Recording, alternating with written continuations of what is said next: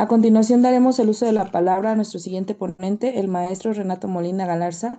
Él es abogado egresado de la Universidad de las Américas, especialista superior en Derecho Penal por la Universidad Andina Simón Bolívar, summa cum laude, magíster en Derecho Penal de la Universidad Andina Simón Bolívar, summa cum laude, magíster en Filosofía con mención en Ética, Política y Sociedad, y por la Universidad Politécnica Salesiana, summa cum laude, maestrando en Criminología Crítica y Derecho Penitenciario, Universidad de Barcelona.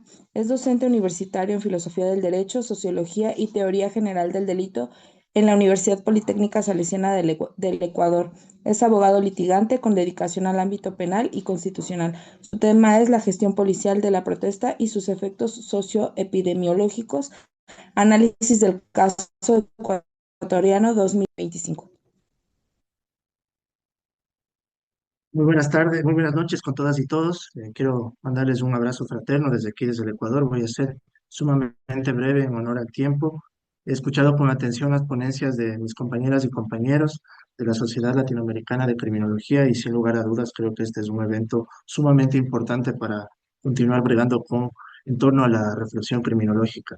Hoy quiero analizar un problema que suele abordarse generalmente desde la seguridad o el orden público, pero que en realidad constituye un problema estructural que incide de manera determinante en la salud pública. Me refiero concretamente a las actividades policiales de control de la población durante las movilizaciones sociales. Partiré para este efecto de un criterio de epidemiología social, desde un enfoque criminológico, es decir, desde una mirada que trata de entender la enfermedad, la discapacidad, no solamente como hechos biológicos aislados, sino también como el resultado de estructuras sociales, políticas y económicas. Para empezar, y sin extenderme mucho, como parte de este marco teórico en el cual me he inspirado para poder avanzar en esta investigación que estoy planteando, he partido también del trabajo de Paul Farmer, que en una obra que me parece muy interesante, que se llama Patologías del Poder. Él es médico, antropólogo, ha hecho algunos trabajos interesantes en torno a medicina comunitaria. Él plantea la idea de que las enfermedades no son accidentes biológicos, justamente están vinculados al sistema económico vigente, que en este ámbito, por supuesto, es el sistema capitalista, ¿no? En ese sentido, es importante entender que la pobreza, que las guerras generan muertes lentas y masivas que tienen que ver con el hecho de las enfermedades que derivan de estos fenómenos. Y aquí me parece muy importante el análisis que hace este autor en torno a señalar que la violación a los derechos humanos se traduce también en cuerpos enfermos. No solamente tiene que ver con la vulneración al ordenamiento jurídico de las respectivas legislaciones, sino asimismo también tiene que ver justamente con la producción de cuerpos enfermos. Y en ese sentido también es interesante entender esta geografía del poder, es decir, esta asimetría económica que existe entre estas grandes potencias económicas. El profesor que me antecedió en su ponencia ha hecho una gran exposición en torno a lo que es el sistema capitalista y justamente es un sistema en el cual se genera una simetría entre las grandes potencias económicas, monopolísticas, y básicamente lo que ocurre en estas semicolonias, en los países del sur global, como se lo denomina utilizando otra terminología, en el cual se va generando condiciones de pobreza y en los cuales se va, por supuesto, reproduciendo también el tema epidemiológico. Me gustaría también referirme brevemente a Didier Fassin, que en esta obra, que La Fuerza del Orden, muy conocida por todos quienes están en este evento académico, él plantea algo muy interesante, y es el tema de que la policía hoy en día eh, parte de un régimen de excepción permanente en las urbes. Es decir, su ángulo represivo no es una cosa aislada, es algo que va en ascenso y básicamente aquí en el Ecuador particularmente, que es el país donde vivo, estamos ya en un estado de excepción permanente donde vemos presencia policial y militar en todas las esferas de la vida social y lastimosamente esto va derivando en el fenómeno de la represión, y bueno, también tenemos una de las tasas en este momento de América Latina con más niveles de desaparecidos. Y muchos de estos casos están vinculados sobre todo a la actividad policial, que es algo a lo cual hay que ponerle mucha atención y justamente por eso el objetivo de mi presencia en esta ponencia. Algo que es importante es que ahí donde se sustituye la política social por la política punitiva y de control del espacio público estrictamente a partir del ámbito policial, viene a generar un problema. Donde no llega el Estado con derechos, llega con patrullas. Y efectivamente, nosotros sabemos que aquel joven adolescente, cuando le exige o cuando solicita por parte del Estado su presencia para poder acceder a una educación de calidad, para poder acceder a una vivienda digna, para poder acceder a un servicio de salud digno, el Estado no se hace presente. Pero cuando ese joven incursiona en una carrera en conflictos con la ley penal, entonces el Estado se hace presente, le dice muy buenos días, aquí me encuentro y le voy a ofrecer el único servicio público que yo le voy a entregar a usted, que es el servicio penitenciario, ¿no? Entonces es un tema que también hay que ponerle mucho ojo y mucha atención, creo que este autor es sumamente interesante en ese sentido. Brevemente me gustaría referirme a algunos trabajos, a algunos autores que están investigando en torno a este fenómeno, ¿no? La violencia policial ya como un problema de salud pública. Con mucho gusto le puedo proporcionar estas lecturas a través de la Sociedad de Criminología Latinoamericana, porque me parecen muy ilustrativos en ese sentido. Ya se está trabajando esta línea teórica y también, por ejemplo, tenemos autores que están trabajando el tema del fenómeno de la salud mental, justamente los daños que se producen en este ámbito, ¿no? Los factores etiológicos de los trastornos en este sentido, y que creo que también es interesante que podamos abordarlo. Estos mismos autores han hecho un trabajo en torno también a los efectos sobre la salud en las poblaciones racializadas, concretamente en Estados Unidos, la población afroamericana. Sabemos el caso de George Floyd, que fue brutalmente asesinado por la agencia policial en Estados Unidos. No es un caso aislado, han ocurrido varios casos. Y aquí tenemos, por lo tanto, también trabajos muy interesantes. Ahora, me gustaría aterrizar esta idea en torno a lo que ocurrió en las movilizaciones del Ecuador. Desde el año 2019 al año 2025 hemos tenido dos paros nacionales y en este año, justamente, hace poco más de un mes, tuvimos una movilización muy grande. Yo no la definiría como paro nacional, pero sí fue una movilización importante. Y en tal virtud, me gustaría remitirles algunas cifras. En el paro nacional del año 2019, producto de la represión policial, a partir de datos de la Defensoría del Pueblo, 1.340 personas resultaron heridas. Para el paro nacional del año 2020, 318 personas resultaron heridas según información de la Organización de Derechos Humanos UNRED y según informe de la ONU de las movilizaciones del año 2025, 3 personas resultaron fallecidas, 282 personas resultaron heridas, 172 personas detenidas y 15 víctimas de desaparición forzada. Esto está ocurriendo actualmente aquí en el Ecuador. Y los principales responsables de estas desapariciones forzadas y de este fenómeno epidemiológico son directamente la agencia policial y la agencia militar también que está involucrada en eso. Por lo tanto, estas cifras de movilidad social no son fortuitas y tienen una vinculación directa justamente con la acción estatal. Ahora, me gustaría pasar de manera muy breve porque no me puedo detener en este honor al tiempo, pero tengo algunos testimonios de personas que sufrieron uno de los fenómenos más habituales en la práctica policial latinoamericana. Y esto lo hemos podido ver con mucha más precisión justamente en la contención de la protesta, en la gestión de la protesta por parte de la agencia policial en Chile y tiene que ver con el hecho de destrucción del globo ocular por parte de los agentes policiales, que tiene el saldo de 300 personas heridas con problemas de salud derivados de la represión policial en el paro de 2019, que fue una de las movilizaciones más grandes de América Latina de los últimos tiempos. Pero este no es un fenómeno aislado, hay que ponerle mucha atención a esto. ¿Por qué los agentes policiales apuntan a los ojos de los manifestantes? ¿Cuál es el interés?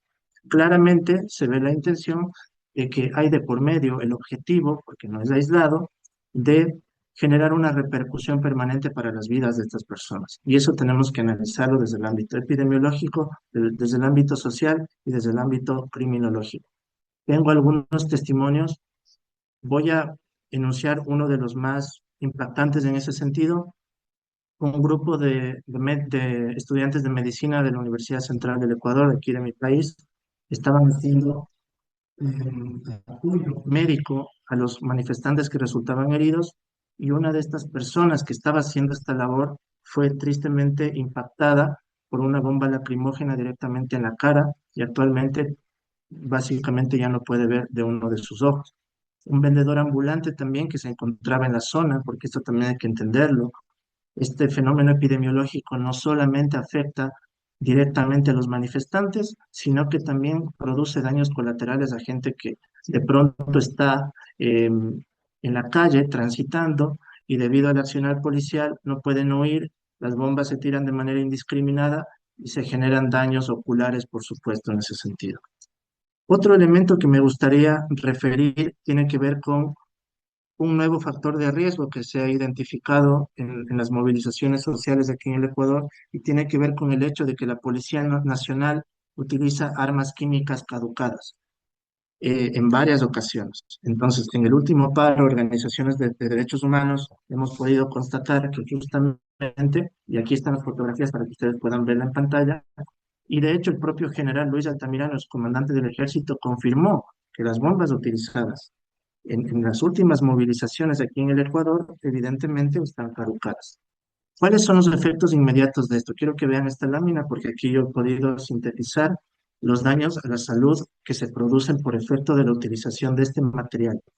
Ojo que la ministra de Salud, la ministra de Seguridad, perdón, María Paula Romo, en el año 2019, tras las protestas de aquel tiempo, fue justamente destituida de su cargo a partir de un juicio político justamente por este caso. Entonces es algo a lo que hay que ponerle mucha atención, y es algo que también hay que observar en los distintos países de nuestro origen, ¿no?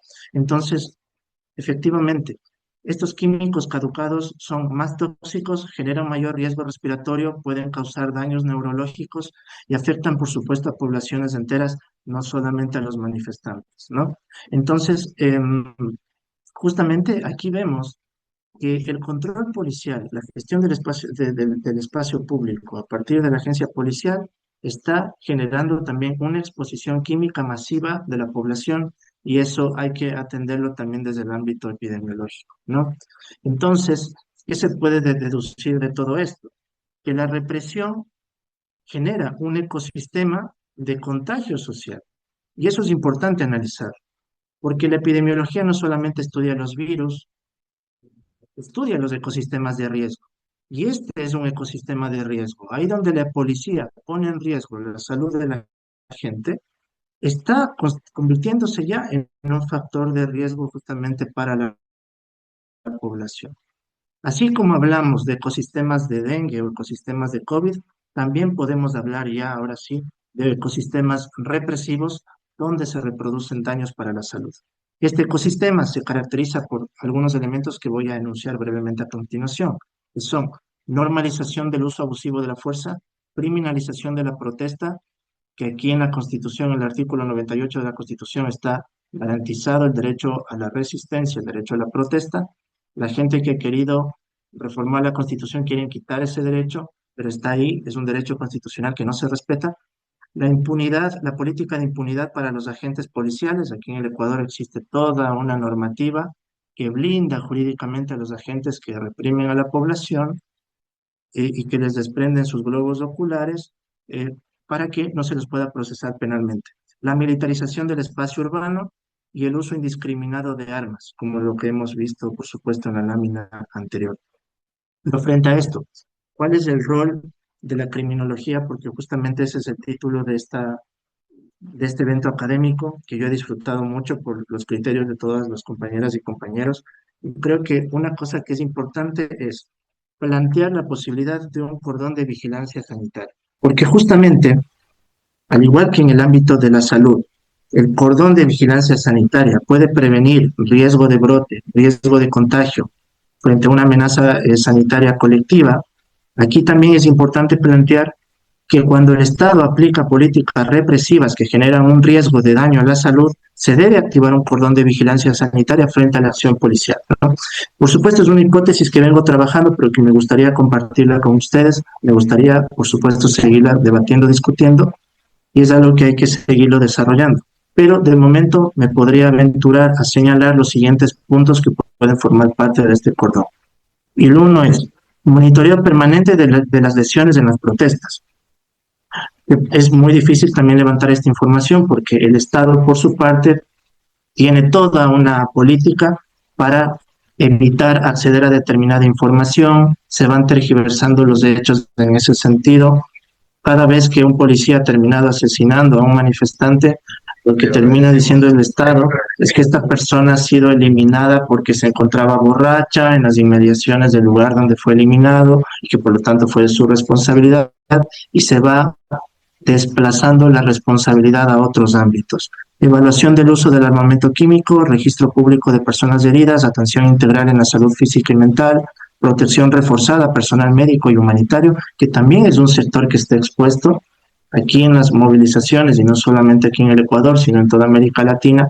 Han salido estudiantes de medicina, paramédicos, los cuales han sido perseguidos, hostigados, vigilados por el Estado, y bueno, también ellos están expuestos en un sentido epidemiológico frente a este riesgo latente que es la Policía Nacional. Y Eh, aquí otro indicador que me parece muy importante ya para cerrar es Gracias.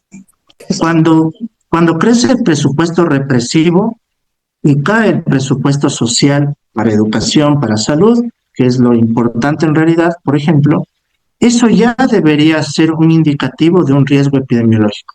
Es decir, si nosotros identificamos en nuestras legislaciones que el ministro del Interior, el ministro de Seguridad, el gobierno está haciendo propaganda alabándose por todo el arsenal represivo con el cual está cargando la policía, eso ya es un indicativo de que se está produciendo un potencial riesgo para la salud de la población desde este enfoque que estoy planteando.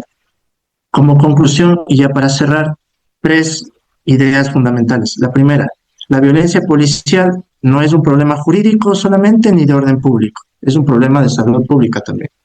Las movilizaciones en Ecuador han dejado cientos de heridos, decenas de personas con discapacidad permanente y un impacto profundo, por supuesto, en la salud mental, que es de pronto lo que más se ha analizado en el ámbito de la epidemiología desde un enfoque social, sobre todo en Estados Unidos. Y tercera idea, y con esto sí ya para cerrar, desde la epidemiología social es urgente pasar de la lógica del control represivo a una lógica de la prevención sanitaria y la protección de los derechos. Muchas gracias por su atención. Muchísimas gracias, maestro Renato Molina Galarza.